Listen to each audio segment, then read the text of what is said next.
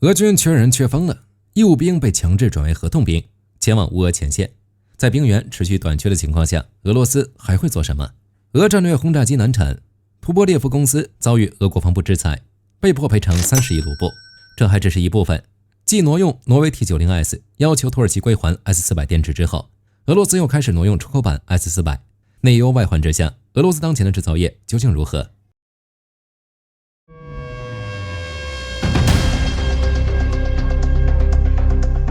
火力军发现了一个规律，每过一段时间，俄罗斯就会做点毫无下限的事情，来刷新国际社会对他的看法。这一次问题出在俄军义务兵上。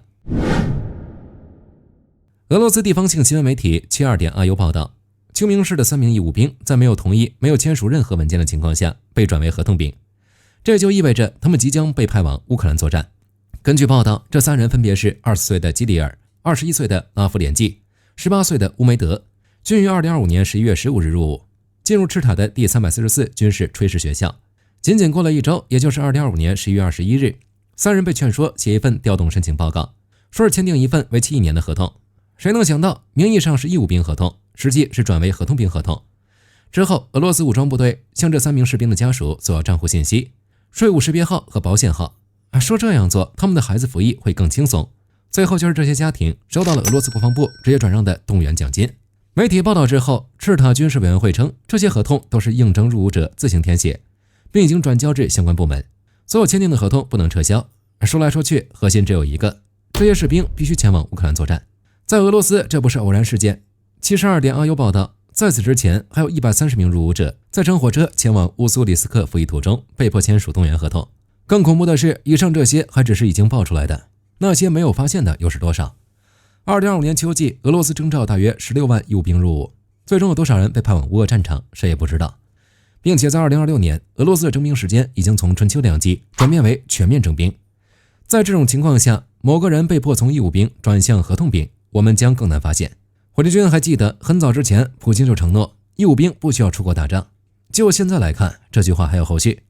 只要你们同意，也就是能上前线的，至于这个同意是否自愿，那我就不管了，底线相当灵活。按照这种情况来看，接下来就算手续不全，这些义务兵也能被派往乌俄战行，因为按照俄罗斯法律，乌东4地已经是自己的了，义务兵过来也合情合理。就火力军而言，以上这些只能说明一件事，俄罗斯缺兵，每个月损失 3.5 万人，想要维持攻势，1年需要动员41万人，压力还是相当大的。至于在后续的战场中，俄罗斯能否保持人员优势，谁也说不准。战场之外，俄罗斯战略轰炸机已经难产了，这是怎么回事？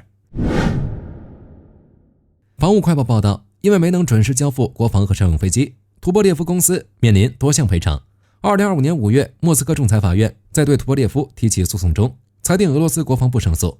要求公司支付30亿卢布。2025年6月，还有一次诉讼，要求额外赔偿9亿卢布，原因就是那些军事合同没有按时履行。其他商业客户的赔偿也不少，因为图214没能交付，俄罗斯塔特什俄公司要求图波列夫赔偿62亿卢布。说实在的，这事有点搞人心态。图波列夫公司属于俄罗斯战略轰炸机以及双用途客机的重要制造商，负责组装新型图214，升级图 2M3， 复活图 160M。 在战略轰炸机领域，俄罗斯原来计划在2022年至2023年交付4架图 160M， 不过截至2026年初，只有2架此类飞机转交给俄罗斯武装部队，图 2M3M 也遭遇挫折。在2018年该项目启动以来，仅有2架飞机进行了升级。遥想当初，喀山工厂放话要对30架轰炸机进行改造，结果却是个位数。这就好比火力军原本要为甲方做30期视频，结果就出了2期。国防领域都这样了，民用的只会更差。按照要求，2024年要交付10架图214，结果只有1架，因为合同没有按时完成。俄罗斯国防部要求图波列夫公司赔钱。火力军说句大实话，这或许是另类的诈骗。无论是图 160M 还是图 2M3M， 其升级的核心就是把苏联时代的机械仪表和模拟电子管换成现代化的数字座舱、火控雷达和通信系统。只是在遭遇美欧制裁的情况下，俄罗斯军工领域的高端制造业本来就面临各种各样的问题，强行使用国产替代，也就意味着体积增大、性能缩水或者良品率低，这需要重新修改飞机的内部设计来适配，进一步拖慢了进度。除了这些，图160的生产线在苏联解体后于1994年关闭，当普京决定重启生产时，中间已经断代了近30年。许多配套的上游工厂，如特种钢材、液压部件、橡胶密封件等，要么破产倒闭，要么转产。甚至位于乌克兰境内，比如马达西奇公司曾供应大量航空动力部件。喀山工厂虽然还在，但当年生产图160所需的巨型钛合金电子束焊接技术和设备已经老化或报废，俄罗斯不得不花费数年时间修复这些巨型真空焊接室，并重新培训工人。这导致复产初期的每一架飞机几乎都是手做出来，速度不可能快。如果克工不管，依旧要求战略轰炸机的数量与质量，结果可想而知。随后国防部就以此为借口要求对方赔钱。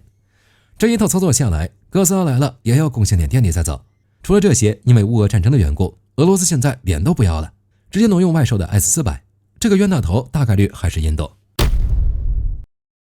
国防播客报道，乌克兰基辅的专家在拆解乌克兰打击地面目标的导弹时，发现了一个极其尴尬的细节。这些 48N6 系列导弹的序列号和识别标记带有出口编号1，它们属于出口合同的一部分。防务快报指出，此前从未记录过俄罗斯在实战中使用出口型的 48N6 导弹，这种行为在国际军贸里是大忌，因为出口合同受法律约束，还有交付期限。现在俄罗斯不打招呼就直接把货给消费了，这就好比你订了一辆法拉利，钱都交了，结果4S店告诉你产能不足，车没法交付，转头却发现老板正在开着你的法拉利在街上跟人飙车，还把车给撞散架了。那这批导弹原本是要发给谁的？火力军翻了一下，俄罗斯目前的未交付账本，目标瞬间锁定印度。2018年，印度豪掷 54.3 亿美元跟俄罗斯签了5套 S-400 团级系统的大单。目前，印度是全球唯一一个还在苦苦等待交付的活跃大客户。按照原本的计划，这批系统应该在2024年交完，但俄罗斯一拖再拖，现在已经推到了2026年，甚至是2027年。俄罗斯缺导弹这事儿早就有预兆，此前路透社就爆料，俄罗斯因为前线防空压力太大，居然回头去找土耳其，想把之前卖给土耳其的 S-400 电池给买回来。现在俄罗斯直接动用了印度的订单，这反映出了2个事实：产量枯竭，俄罗斯的军工流水线即便在战时体制下也无法支撑这种高强度的消耗，战损惊人。俄罗斯的防空系统在乌克兰战场损失惨重，导致他们必须优先保障前线，哪怕得罪全球最大的军火客户也在所不惜。对于印度来说，这已经不是钱的问题了，而是国家安全的漏洞。之前还出现过自家的 T-90S 送到俄罗斯维修后被俄军开到了乌俄战争，这次更过分了，直接用 S-400。这意味着印度在未来2-3年内防空网将留下巨大的空白，而俄罗斯承诺的2027年交付听起来更像是一个遥不可及的饼。本期视频到这儿就结束了，各位觉得俄罗斯还会做什么骚操作？可以在视频下方留言，大家一起讨论。最后不要忘记点赞关注，我是火力军，下期见。好的，各位观众朋友们，